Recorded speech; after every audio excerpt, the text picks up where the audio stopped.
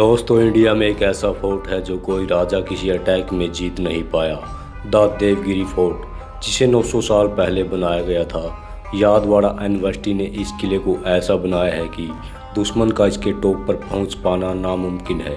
किले के चारों तरफ पहाड़ को काटकर ऑलमोस्ट 100 फीट गहरी खाई बनाई गई है। दुश्मन को पहले मेन गेट तोड़ना होगा, जो लगभग 1 किलोमीटर दूर है। वहां से दुश्मन को चलकर ही जाना होगा। रास्ते में और भी गेट्स आते हैं, उनको भी तोड़ना होगा, वो भी किले के ऊपर लगी तोपों के हमले से बचकर।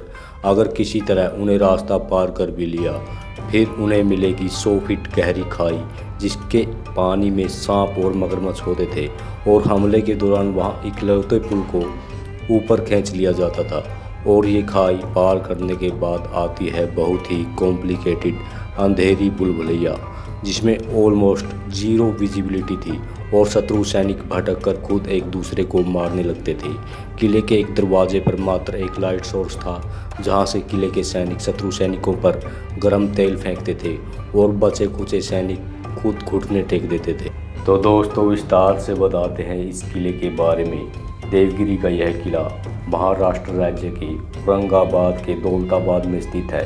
औरंगाबाद की एलोरा की गुफाओं की ओर जाते हुए रास्ते में यह अद्भुत किला पड़ता है, जो औरंगाबाद से लगभग 15 किलोमीटर की दूरी पर स्थित है।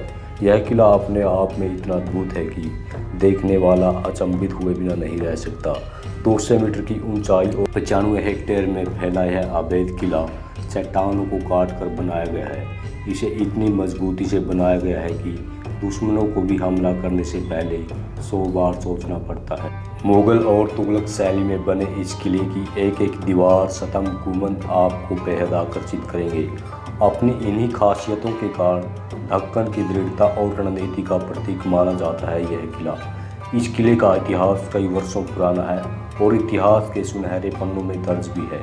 इस किले को 1887 में यादव वंश के शासक भीलमा पंचम ने बसाया था। तब इस शहर का नाम देवगिरी यानी देवताओं का निवास था। देवगिरी के सामरिक महत्व के कारण कई शासकों ने इस किले को जीतने की कोशिश की, लेकिन कोई जीत न सका। 1296 में अलाउद्दीन खिलजी ने इस किले को जीतने के उद्देश्य से इस किले पर कई बार चढ़ाई की, लेकिन वह सफल न हो सका। 1307 ईस्वी से 1318 ईस्वी के बीच मलिक गफूर ने इस किले पर आक्रमण किया और अंततः 1318 में वह सफल हुआ।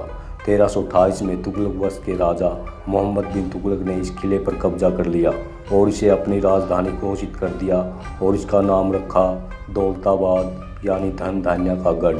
इसके बाद कई अन्य शासकों ने इस पर कब्जा किया। अकबर के समय इस किले पर मुगलों ने शासन किया और औरंगजेब की मृत्यु तक मुगलों का ही शासन रहा। 1724 ईस्वी में मराठों ने इस किले को हथिया लिया। इतने शासक आए और गए, लेकिन यह किला वहीं का वहीं ज्यों का त्यों खड़ा है और टस से मस नहीं हुआ। अपनी इसी मजबूती के चलते किला आज तक पर्यटकों के लिए आकर्षण का केंद्र माना जाता है। आज के लिए इतना ही दोस्तों, नमस्कार, धन्यवाद।